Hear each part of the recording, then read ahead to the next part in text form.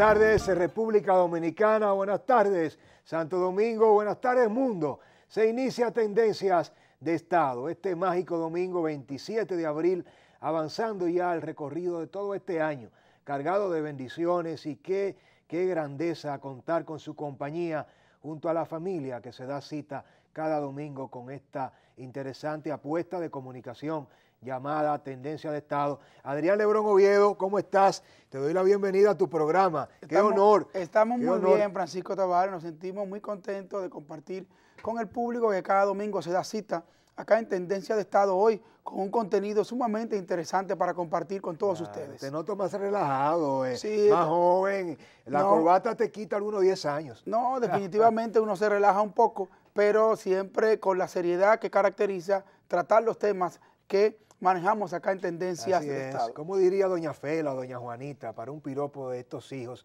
que tan dignamente le representan? No, ella yo sé que no escatiman esfuerzo para podernos nosotros adornitos. Así es, la familia es primero. Un saludo a nuestras madres, nuestros padres y a todos ustedes que están en ese ejercicio de construir un mejor ciudadano. Recuerden, se inicia a partir de este momento el recorrido por todas las tendencias de Estado que influyen en la República Dominicana. Nuestra página web www.tendenciasrd.com. En Twitter somos @tendencias885 a propósito de nuestro programa hermano que conduce Adrián Lebrón Oviedo, un servidor y que está bajo la producción de Aneudi Santos. En radio somos Tendencia 2.0, en estudio 88.5 a su amigo Francisco Tavares. Le pueden seguir en @Tavares Suárez y Adrián Lebrón Oviedo. @Adrián Lebrón 08 para estar en contacto constante con todos nosotros. De inmediato empezamos con los contenidos maravillosos en este mágico domingo. Continúen con estos contenidos que dan pie a las tendencias de Estado.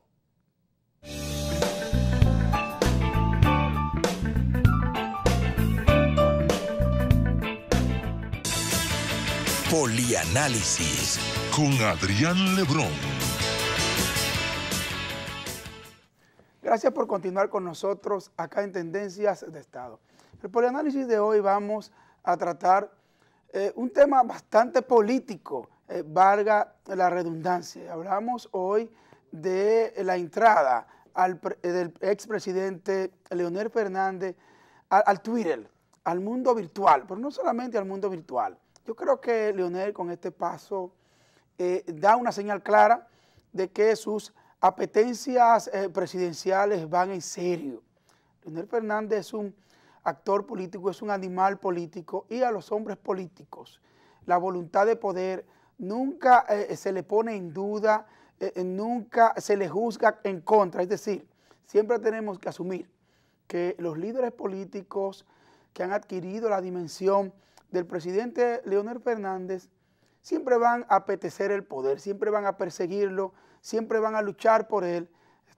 Hemos visto en esta semana un juego de palabras sobre el viento, que hay que ver cómo sopla el viento, e incluso la vicepresidenta de la República, Margarita Fernández, también ha utilizado la frase de que el viento está soplando, Evidentemente hay un mensaje subyacente acá en los fraseos de Leonel Fernández y de la vicepresidenta, que es su esposa. Pero tenemos que ver, no, más que la incursión de Leonel Fernández en esta importante red social, tenemos que entenderle un contexto mucho más amplio, y es que el Partido de la Liberación Dominicana está viviendo una verdadera revolución de las aspiraciones internas.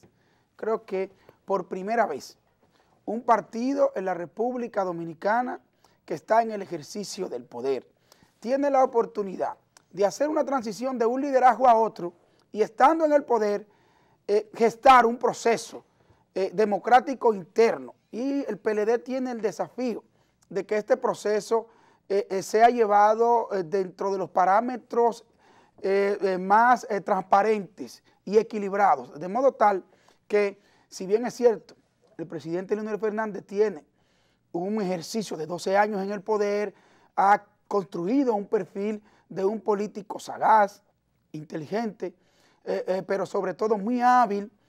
Esto no tiene necesariamente que jugarle en contra a los demás aspirantes que tienen el mismo derecho de aspirar y de luchar por la nominación presidencial del Partido de la Liberación Dominicana. Y va a ser un gran desafío para el PLD poder, si se quiere, administrar un proceso político donde el presidente de turno no estaría aspirando, donde un expresidente con un dilatado ejercicio. Pero al escucharte, Adrián Lebrón Oviedo, me lleno de muchas preocupaciones. Creo que este polianálisis que bien le dedicas a la incursión del presidente Leonel Fernández en Twitter, también contrasta con su visita al Palacio Nacional, contrasta también con una influencia y con una dinámica que ya es acta conocida por toda la población dominicana. Mi valoración personal al escucharte, mi reacción, y espero que la de muchos de ustedes también, es de alerta. ¿Por qué el presidente Fernández no le permite al presidente Danilo Medina Sánchez gobernar? ¿Por qué cada vez que el presidente Danilo Medina está avanzando en su obra de gobierno muy temprana aún, entonces pareciese que su partido, el Partido Oficialista de la Liberación Dominicana, entra de manera a destiempo, de manera acelerada, a dedicarle más tiempo al presidente Fernández, a sus apetencias insaciables de poder, que a la gestión misma del presidente Danilo Medina? Creo definitivamente, y estoy convencido, que la misma visita del presidente Leonel Fernández al Palacio de Gobierno presiona la agenda mediática de opinión pública, crea un escarceo, demasiado ruido. Y mi posición, quisiera yo pedirte que la valores en este magnífico y brillante polianálisis, creo yo que el Partido de la Liberación Dominicana, con el presidente Danilo Medina, ha tenido una muestra más que suficiente para permitir que Reinaldo Pared Pérez, para permitir que Francisco Javier García y para permitir que Francisco Domínguez Brito y otros tantos candidatos. Temístocles Montá, Radamés, Segura, que participen. El presidente Leonel Fernández le hizo demasiado daño a este país. Sí, pero el presidente Leonel Fernández le hizo demasiado daño a la democracia. Te diré algo. Por lo menos que le permita gobernar bien al presidente Danilo Medina, que es brillante. ¿Y por qué no llegó antes, Danilo? Por un lado, ¿por qué no llegó antes? Por un lado te puedo decir lo siguiente. Por un lado creo que el gobierno actual, el gobierno encabezado por Danilo Medina, está muy centrado en lo que tiene que hacer. Tiene muy claras sus ideas, no se va a dejar distraer por el proceso interno del Partido de la Liberación Dominicana. Es un desafío del partido administrar este proceso en un contexto como el que he señalado. Pienso que perfectamente el proceso puede llevarse a cabo sin que esto le reste dinamismo a las acciones que está llevando a cabo el gobierno. Y por otro lado te puedo decir que Leonel Fernández, que no tiene ningún impedimento constitucional, no tendría por qué perjudicarse él mismo haciendo una pausa que no están haciendo ninguno de los demás candidatos. Así que yo creo que perfectamente el proceso electoral interno del Partido de la Liberación Dominicana puede llevarse a cabo. Tal vez mi opinión sería, en el mejor de los casos, que el proceso se dilatara un poco más, pero no Leonel Fernández, sino el proceso en sentido general. Si tuvieras tú que decidir como ciudadano, como político y analista, el regreso de Leonel o la alternabilidad de otro candidato, ¿qué decidirías tú? Pero es que esto no se trata de si el regreso o la alternabilidad. Eso es un análisis. La alternabilidad viene dada de que el presidente actual es Danilo y que en el Partido de la Liberación Dominicana va a gestar un nuevo candidato. ¿Cuál será el que decide el partido en su momento? Polianálisis con Adrián Lebrón.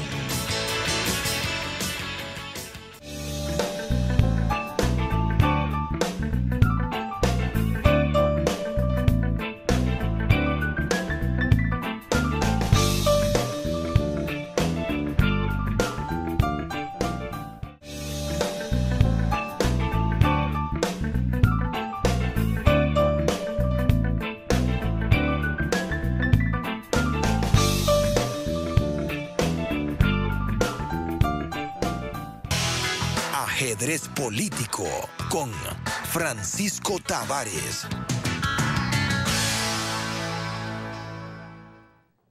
El momento del ajedrez político, cómo se organiza este tablero de decisiones, y de todo lo que se arma, se articula y se estructura para que las decisiones funcionen en materia de Estado en República Dominicana. En el día de hoy queremos dedicarle este análisis del ajedrez político a la Junta Central Electoral y al proceso de cedulación ese cambio que se está llevando a cabo en la plataforma de identidad de la ciudadanía en República Dominicana. Miren, si bien es cierto, Latinoamérica ha pasado por un proceso bastante difícil en materia electoral, la República Dominicana ha tenido la suerte de aprender muchas lecciones de México, que es una de las naciones que ha emprendido y que ha sido pionera en el desarrollo de la infraestructura electoral en cuanto a la fiscalización de los procesos electorales y luego en cuanto a la modernidad de todo el registro civil, que es lo que permite crear la condición de un ciudadano. En el momento mismo en el que llega a la vida un nuevo ser humano, se lleva a un estadio de desarrollo cuando se registra. Y es allí cuando nace como una figura sujeto a deberes y derechos en el Estado moderno. La Junta Central Electoral en República Dominicana viene de un proceso muy difícil, de muchas crisis, sobre todo crisis provocadas y dirigidas por un componente de politización de esa institución. Las reformas para dividir y descentralizar la función administrativa, la función regulatoria, la función logística y la función financiera económica de la Junta Central Electoral nos ha regalado una institución madura. Y el presidente Roberto Rosario ha tenido quizás la suerte y la capacidad de aquilatar todos los procesos de los últimos 40, 50 años, partiendo desde el año 1963 hasta la fecha. Estos 51 años de vida democrática que ha vivido la República Dominicana ha sido de constante evolución en materia electoral y en materia de registro civil.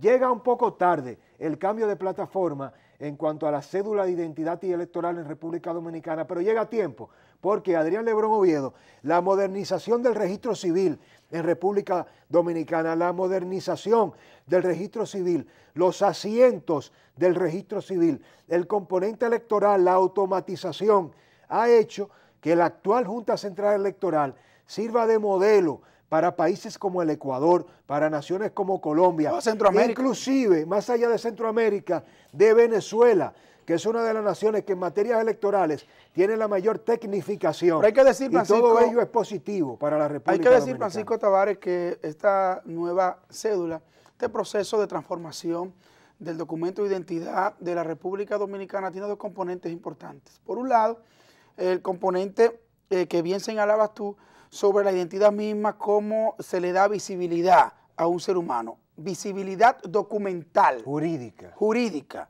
Cómo para tú, el Estado, saber que una persona existe, debe necesariamente que tener un documento. Claro. Y ese documento es, en principio, su acta de nacimiento. Acta de nacimiento que a los 18 años te permitirá obtener una cédula de donde se derivarán un conjunto de derechos ciudadanos, como el de votar. Claro. Como el de votar. Pero todos los derechos civiles. Todos los derechos civiles inherentes. Y políticos inherentes a esa misma condición. Ahora bien, y miren qué contexto. En un contexto donde la República Dominicana ha estado siendo cuestionada y señalada por conculcar derechos a dominicanos, dicho por la comunidad internacional, que se le ha, si se quiere, eximido del disfrute de su nacionalidad. Pero ¿qué va a traer este proceso? Este proceso va, de alguna manera, a normar, un poco más a transparentar toda la base de datos de nuestro registro civil. Va a ayudar a darle más seguridad a las operaciones privadas. Va a fortalecer operaciones privadas como las operaciones bancarias, las operaciones de registro inmobiliario, donde tú sabes perfectamente que se da mucho el tema acá de la suplantación de identidades, de la falsificación. Toda una suerte todo de esto artimañas y mecanismos que hacen que el Estado dominicano sea débil. Para concluir este ajedrez político, y qué interesantes aportes, como lo que señalas tú, hay componentes y tareas pendientes. Cuando al inicio señalamos que llegaba tarde este proceso es por lo siguiente, miren, el componente del costo de los fraudes bancarios, que se da por precisamente la suplantación de identidad, el espionaje corporativo, que da cuenta de una suerte, de una gran cantidad de funcionarios de la banca privada en República Dominicana, que aprovechando la debilidad del mecanismo del registro civil con la antigua cédula de identidad y electoral montaban operativos fraudulentos. Todo esto encarece el costo operativo del sistema financiero doméstico. Las operaciones, cuando te clonan una tarjeta de crédito, cuando hacen operaciones de compras internacionales, esto baja la calificación en el ranking de la seguridad de las transacciones y operaciones en el mercado financiero local. Pero además, el otro elemento fundamental tiene que ver con la capacidad que tiene el Estado dominicano de normar, de regular a quien se le reconoce el derecho de portar la ciudadanía, traducido en un documento de identidad y electoral. Que es un derecho exclusivo del Estado. Y del Estado. Entonces, ahora el conflicto que tiene República Dominicana con nuestro hermano Haití va a quedar resuelto, porque ya no va a ser posible que usted logre utilizar presión política extranjera directa a través de las ONG para dotar de documentos de identidad y electoral a ciudadanos que no deben llamarse dominicanos y ser reconocidos por el Estado. Cada ciudadano dominicano tiene que ser autorizado por la Junta Central Electoral a través del protocolo que se activa desde el momento mismo en que llega a la vida ese ser humano a través del registro civil. Pero el reconocimiento del derecho político y toda la normativa tiene que llevarnos a una cédula de identidad que tenga un chip de radiofrecuencia que nos permita no solamente la identidad para el reconocimiento de los derechos civiles y electorales, sino que con su cédula usted pueda acceder ahora a un paquete de servicios que elimine toda esta duplicidad de documentos, la licencia de conducir, la licencia de porte de armas de fuego, las mismas tarjetas de crédito. República Dominicana tiene que avanzar. Somos un Estado moderno y reconocemos el trabajo que hace la Junta Central Electoral en la persona de su presidente Roberto Rosario, de todo ese equipo que más que crítica necesita apoyo, solidaridad y motivaciones para que la República Dominicana avance en materia de su registro civil y del componente electoral. Ajedrez político con Francisco Tavares.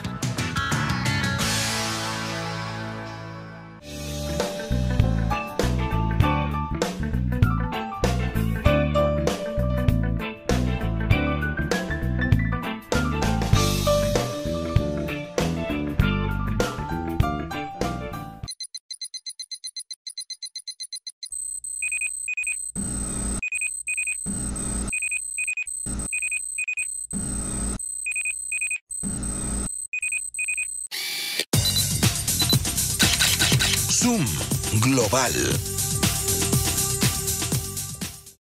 La inmortalidad es una cima hasta ahora intransitada por el hombre. Incontables ya son las ideas forjadas en los recovecos del cerebro humano para dar con ella. Sobrados son los motivos del Homo sapiens para ir en su búsqueda.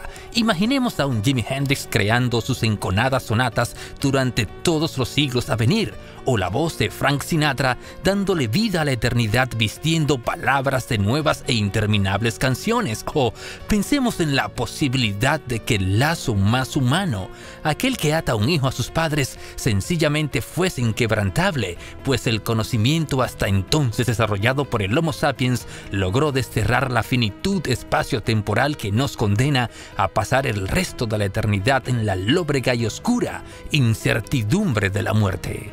El brillante físico y matemático inglés Sir Roger Penrose en la actualidad se encuentra inmerso en un proyecto que consume todo su ingenio: hacer que el cerebro de cierto colega suyo siga pensando después de que este parapléjico sabio abandone nuestro fuero terrenal.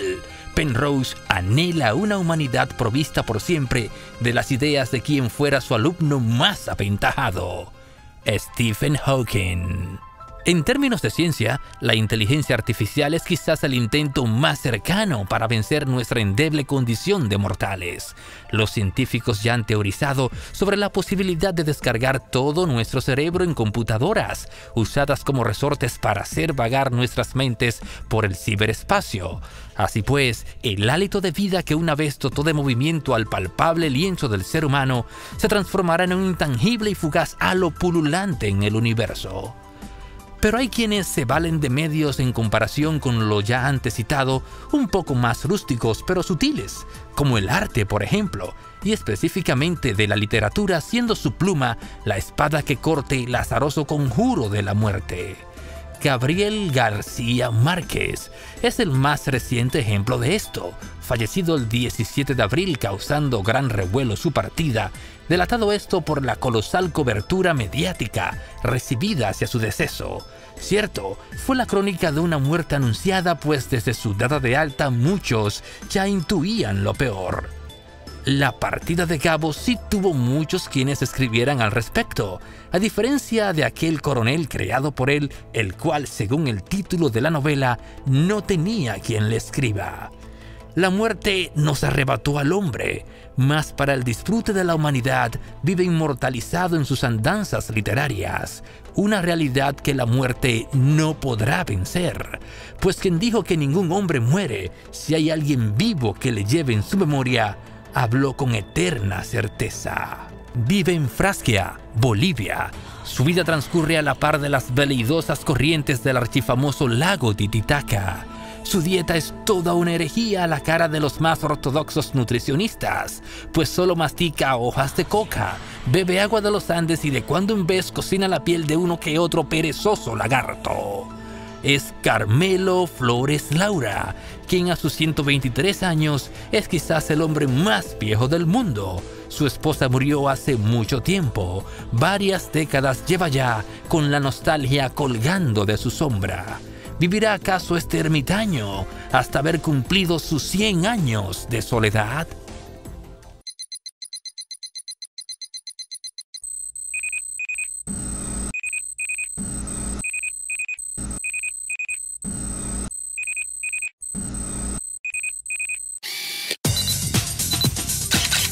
Zoom Global.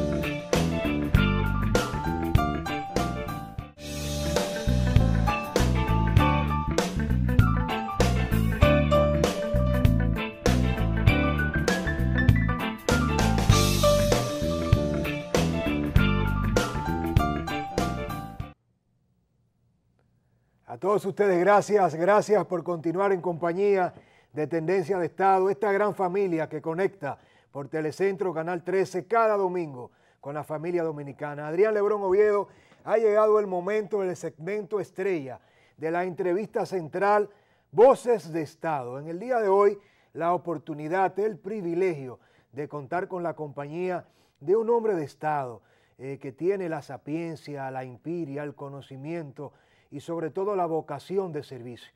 Un hombre que viene del mundo de la ingeniería, que hace el tránsito hacia la economía, otra ciencia fundamental que determina lo político y que además de todo es uno de los analistas que ha sido más certero en términos de todas las causas y consecuencias de las decisiones de las últimas 3 décadas y algo más. Estamos en Voces de Estado con el ingeniero Guillermo Carán. Bienvenido, ingeniero, a Tendencia de Estado. El privilegio es nuestro de tenerle en esta gran familia. Gracias por esa presentación comprometedora. Bien merecida, por demás. Para nosotros es un gran placer contar con la presencia suya y con el ingeniero Guillermo Carán. Vamos a tratar de todo un poco de economía, un poco de la realidad política actual y un poco de qué le depara a la República Dominicana al futuro. Así es, ingeniero Guillermo Carán, con usted la capacidad de analizar en términos no solo técnicos, sino sociológicos y políticos, la realidad económica de República Dominicana. El presidente Danilo Medina tiene la oportunidad histórica de desmarcarse de un modelo económico que, si se quiere, ha atravesado por diferentes altas y bajas. En este momento, ¿cuál es su apreciación en torno de las políticas macroeconómicas, calidad del gasto público y endeudamiento? Usted se ha manifestado, pero ¿hay elementos suficientes que nos indiquen a nosotros que estamos avanzando de manera determinada o estamos en una especie de involución? Bueno, yo preferiría responderte a la inversa para decir lo negativo primero y concluir, dejar lo positivo flotando. Yo creo que en materia de calidad del gasto hay mucho que hacer todavía, falta mucho por hacer. Me parece que el gasto público tiene que ser objeto de una cirugía mayor, como se dice en medicina. Tenemos un gasto público que en 3 grandes partidas está consumiendo las recaudaciones y eso no es bueno. O sea, todo lo recaudado se va en burocracia, se va en subsidios y se va en el pago de la deuda. Y eso no es bueno ni para el Estado, ni para las empresas, ni para las familias. Así es. Entonces eso yo creo que el presidente tiene todo en su favor, tiene el gran apoyo necesario para emprender esa cirugía, para convertirse en un cirujano del gasto público y emprender una reducción de la burocracia, una reducción de los subsidios. Ahora mismo acaban de colocarse en 1.250 millones de dólares. Y cuando uno se pone a ver que esa es la misma cantidad que se asigna al subsidio al sector eléctrico, un subsidio que está originado en un sistema de precios injusto, privilegiado, claro. Que no es por competencia, que es por contratos, uno puede preguntarse, pero bueno, nos estamos endeudando, colocando bonos para financiar una estructura de precios privilegiadas en favor de los generadores eléctricos. Entonces yo creo que esas interrogantes deben ser resueltas por el presidente Medina y él tiene todo en sus manos para hacerlo. Ingeniero, esa colocación, tomando esa referencia que hace usted sobre la colocación reciente que ha hecho el gobierno dominicano de los bonos soberanos de 1.200 millones que se han colocado, me parece que a 30 años y con una tasa de interés de 7%. Digo yo, condiciones, si se quiere, bastante favorables para la República Dominicana por ser el plazo bastante largo para pagar y ser incluso la colocación más alta que se ha hecho en la República Dominicana. ¿No le da eso una idea, por ejemplo, de cómo está siendo valorada desde afuera la economía dominicana por los inversionistas que son, si se quiere, el termómetro? Claro que sí, lo único que hay que distinguir es que el interés de los inversionistas es prestar para ganar intereses y el interés de los dominicanos debe ser que el dinero público se destine a otros propósitos, a propósitos que ciertamente el presidente Medina está invirtiéndole en propósitos nobles, en educación, por ejemplo, en infraestructura, pero lo ideal hubiera sido que eso no tuviera que hacerse con recursos externos, con endeudamiento, sino que sea con recursos propios, porque al fin y al cabo los recursos, los préstamos hay que pagarlos, y hay que pagarlos con intereses, y eso va mermando la capacidad de decisión de los gobiernos. Yo creo que independientemente de que las condiciones financieras hayan sido favorables, lo desfavorable ha sido que haya tenido que recurrirse al endeudamiento externo para financiar los programas de desarrollo. Lamentablemente la República Dominicana tiene una realidad, tiene un perfil socioeconómico que ningún gobernante puede desconocerlo o manejarse al margen de él. Que son realidades estructurales. En ese mismo sentido, Adrián Lebrón Oviedo, ingeniero Guillermo Carán, usted como un hombre de Estado, más que como economista, como un ex gobernador del Banco Central y jefe de gabinete del Partido Reformista Social Cristiano en materia de economía, la República Dominicana ha venido, si se quiere, estando entrampada en un modelo de producción limitado.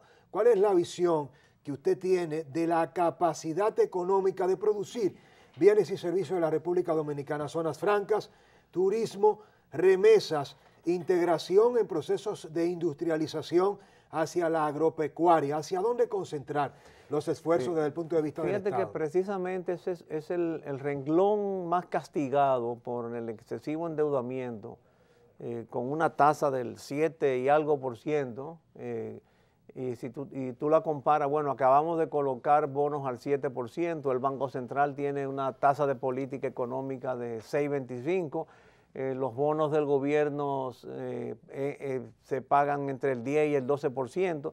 Entonces, los poderes públicos están emitiendo una señal a los agentes económicos dominicanos diciéndole que el mercado financiero debe moverse entre 7, 6, 7 y 12. Claro. Ahora, tú te pones a ver a cómo están las tasas de interés en Europa y en Estados Unidos, a 0 y a 0.25%. Increíble. Entonces, estamos hablando de prácticamente 28 veces más, de entre 25 y 30 veces más. Entonces, hay actividades económicas que soportan esa alta tasa de interés, porque calcula tú que si Si hay que pagar un 7, un 8 en un banco, el banco tiene que prestar al 12 o al 13. Eso determina la tasa de intermediación. Entonces, ¿cuáles son las actividades económicas que no pueden soportar esa alta tasa de interés? La que se necesita fomentar, la agricultura fundamentalmente y la industria. Entonces, puede ser que el turismo, el comercio, puede ser, y las comunicaciones, ese tipo de actividades puedan pagar en el mercado financiero esa alta tasa de interés, pero las actividades económicas primarias, que es a donde debemos mirar, no la pueden pagar. ¿Cómo? Entonces, todo ese sistema de déficit fiscal, endeudamiento para financiar el déficit fiscal, lo que está creando un mercado financiero de altas tasas de interés que no le conviene a la economía primaria dominicana. Evidentemente la economía dominicana en términos estructurales necesita la incorporación de nuevos pilares productivos que puedan ayudar a apuntalar de manera más sostenible el crecimiento. Ahora bien, ¿cómo pudiéramos evaluar? Ya estamos en el mes de abril. Estamos en el mes de abril próximo a mayo. Claro. Inicio del segundo trimestre. Claro que sí. ¿Cómo pudiésemos evaluar, y en su opinión quisiéramos que nos diga a los tendenciados que se mantienen conectados con tendencias de Estado, cómo pudiéramos evaluar el primer trimestre del año en términos económicos, comparándolo con, si se quiere, el mismo periodo del 2013? Bueno, hay que esperar la cifra del Banco Central, pero yo no dudo que económicamente sea bien. Yo nunca he tenido duda del dinamismo y las potencialidades económicas dominicanas. El problema dominicano no está en la economía propiamente dicho, el problema dominicano está en la fiscalidad, es decir, en el manejo del dinero del gobierno y en el financiamiento, en lo que te acabo de dibujar, que eso puede provocar un tranque de juego en lo económico. Entonces, yo creo que el comportamiento económico va a ser positivo, como ha sido en los últimos tiempos, pero que el problema viene siendo cómo se está financiando ese crecimiento económico que hasta ahora sigue financiándose en deuda, y el otro ángulo, cómo se está distribuyendo ese crecimiento económico que tiene una ligazón. Porque, por ejemplo, si el crecimiento económico se debe a sectores que no tienen un poder redistributivo de la riqueza, como por ejemplo que no crean muchas oportunidades de trabajo, como es el caso del crecimiento económico en el sector financiero, en los seguros, que no es un sector que uno puede decir que emplea mucha mano de obra, en contraposición a la agricultura y a la industria. Enfocada en la plataforma de servicios. Entonces, mientras tú tengas una economía que está creciendo y que no se distribuye adecuadamente, tú vas a tener siempre una gran amenaza. Quisiéramos que nos respondiera, luego de la pausa, si usted entiende que existe algún tipo de variación, si se pueden distinguir algunos parámetros diferenciadores entre la ejecución de la política económica de Danilo Medina y la del gobierno pasado. Vamos a la pausa y regresamos con la respuesta del ingeniero Guillermo Carán. Manténgase en la compañía de Tendencias de Estado.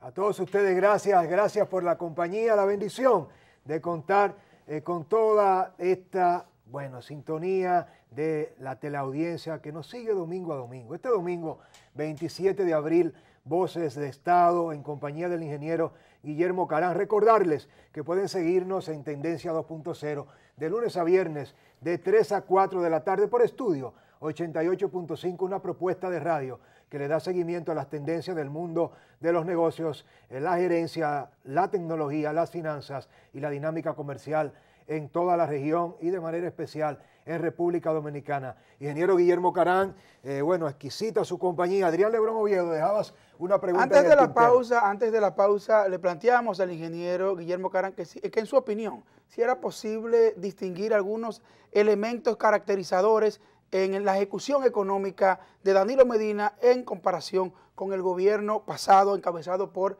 el doctor Leonel Fernández. Interesante pregunta. Y yo creo que sí, hay varios elementos que diferencian un gobierno de otro a pesar de ser del mismo partido. En primer lugar, yo aprecio y valoro mucho el programa de visita sorpresa del presidente Medina. Es una señal que le está dando a la nación de que está priorizando la agricultura. En estos momentos yo no sé si los préstamos que él anuncia y concede se están dándole el seguimiento adecuado. Todo parece indicar que algo se está haciendo porque el Ministerio Administrativo de la Presidencia periódicamente da algunas informaciones al respecto, pero esas visitas tienen un efecto multiplicador. Yo no sé cuántas comunidades productivas se viven preparando, se están preparando o están tomando alguna iniciativa por si alguna vez el presidente Medina, y eso mueve la economía agropecuaria y eso es importante, lo cual no se veía antes, porque al contrario, en el gobierno anterior del PLD uno veía como que había un desprecio a la actividad primaria. Un distanciamiento de las comunidades. Una subvaloración. En ese mismo sentido, ingeniero Guillermo Carán, el factor político es determinante y ya sabemos nosotros que como un axioma fundamental, lo económico determina lo político y lo político está determinado por lo social. El Partido Reformista Social Cristiano ha venido endosando todo su liderazgo político social al Partido de la Liberación Dominicana. ¿Cuál es el enfoque que tiene usted de este Partido Reformista de cara al proceso que se avecina en las elecciones presidenciales y congresuales del año 2016? Bueno, yo endoso las posiciones del presidente del partido. Yo concurrí en este proceso formando alianza con otros sectores del partido que nos fuimos favorecidos, perdimos, pero me estoy identificando con los pronunciamientos del presidente ganador, el ingeniero Antún, y creo que cuando él habla de un partido reformista al 22%, que es lo que nosotros tenemos en la sociedad, lo único que no hemos sabido canalizarlo, con esto él está señalando de que estamos dispuestos a terciar en el proceso electoral con posibilidades de triunfo o sabiendo lo difícil que es, con posibilidades de determinar no quién va a gobernar, sino cómo se va a gobernar. Y sobre todo en este horizonte político relativamente confuso, uno no sabe qué va a pasar en el Partido Revolucionario Dominicano, en el mismo PLD, bueno, hay muchas señales de una multiplicación de candidatos, que es un proceso que ese partido no había sufrido antes. Es una experiencia, y sobre todo la experiencia de dos liderazgos equilibrados, cabeza a cabeza. Que han convergido en el mismo espacio-tiempo. Pero lo importante es cabeza a cabeza, tipo carrera de caballo, ¿no? Bueno. De manera que eso no se había visto en el Partido de la Liberación Dominicano, que antes estaba dominado por un solo dirigente. Entonces yo creo que en medio de este eventual desconcierto que puede haber en los demás partidos mayoritarios, el Partido Reformista puede salirse con la suya. Es decir, usted entiende que el Partido Reformista puede, si se quiere, recuperar parte de ese pedazo de pastel electoral que siempre ha tenido. Ahora bien, de que podemos. Ahora bien, tiene el Partido Reformista, encontramos dentro del Partido Reformista esa figura alrededor del cual nuclearse el partido y poder salir a capitalizar todo eso en términos electorales en la sociedad. Pero fíjate que a diferencia del pasado, y voy a hacer público una reflexión que por primera vez la hago, a diferencia del pasado, que un líder formaba un partido y el partido seguía el líder, caso de Balaguer, caso de Bosch, dos veces Bosch, con el PRD y con el PLD, en los últimos procesos políticos es el partido que ha parido el líder, mediante procesos primarios, por ejemplo, el caso de Leonel Fernández, que se ganó el proceso interno en el PLD, luego Balaguer lo apoyó, Bosch lo apoyó, Balaguer lo apoyó, estuvo a punto de conseguir el apoyo de Peña Gómez, algo inaudito en la tradición política dominicana de que se tuviera el apoyo de los tres principales líderes. Entonces ya eso hizo emerger a Leonel Fernández como una figura de principalía. Yo todavía tengo mis reservas con el concepto líder, porque un líder es una persona que conduce por el buen sendero. Un proceso similar puede decirse de Danilo Medina, que después de muchas derrotas, de muchas luchas, y que perdió 2 o 3 y 4 veces. Es un perseverante el presidente Danilo. Es un perseverante, entonces... Es un triunfador. Sí, claro que sí. Resulta que ahora está, vuelvo a usar la expresión, cabeza a cabeza con Leonel Fernández. En el PRD no deja de haber pasado lo mismo, porque ¿quién hubiera dicho, por ejemplo, quién acompañó a Peña Gómez en la candidatura del 96? No fue Hipólito Mejía, fue Fernando Álvarez Bogar. Sí, claro. Entonces, Hipólito surge como una emergencia. como un producto del proceso del PRD. Entonces, yo creo que si bien nosotros no tenemos, como no lo tenía ni el PLD en aquella ocasión, ni el PRD en aquella ocasión, pues, pero del proceso que pensamos llevar a cabo puede salir alguien que encarne. Guillermo Carán, en ese mismo sentido, República Dominicana se debate entre avanzar democráticamente en términos de la partidocracia dominicana, fortalecer los partidos políticos, pero todo ello, desde nuestro punto de vista, está condicionado a que el Partido de la Liberación Dominicana logre democratizar el acceso a las candidaturas, partiendo de lo presidencial. ¿Cuál es su juicio? ¿Debería el Partido de la Liberación Dominicana procurar vencer esa maldición de que solo se ganaba con Leonel, de que solo Leonel garantiza el éxito? Y qué caro nos costó, no solo al partido, y nosotros nos excluimos, nos distanciamos del Partido de la Liberación Dominicana, sino al país. ¿No cree usted que el retorno de Leonel vuelve un poco a traerle demasiadas sombras a este proceso?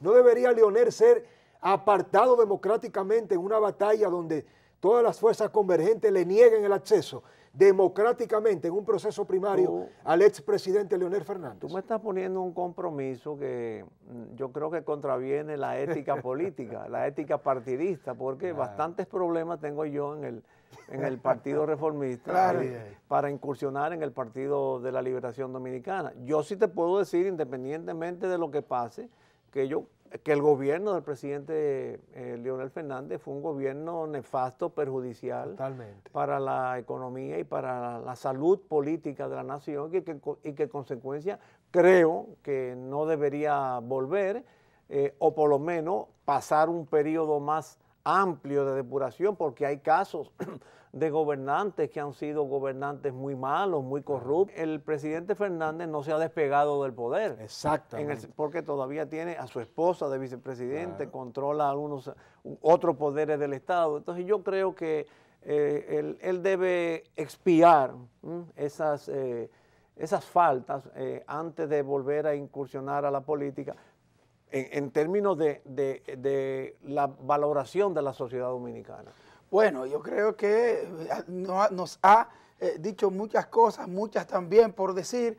La invitación para nosotros es a que pueda continuar con estas reflexiones oportunas que abarcan lo económico, lo social y lo político. Siempre va a ser bienvenido acá a Tendencias de Estado. Ingeniero Guillermo Carán, las gracias, el reconocimiento que tiene usted por ser un hombre de Estado probo, que tiene la capacidad técnica, la sensibilidad social y en Tendencia de Estado. Valoramos todo su entrega, sus aportes y todo lo que tiene todavía que darle a la República Dominicana en términos de su experiencia como político. Muchas gracias por la compañía, la generación que representa a Adrián Lebrón Oviedo, Francisco Tavares y toda esta camada de gente joven que representa cerca de 4 millones de dominicanos y dominicanas, quiere seguir los pasos de un hombre de Estado como usted.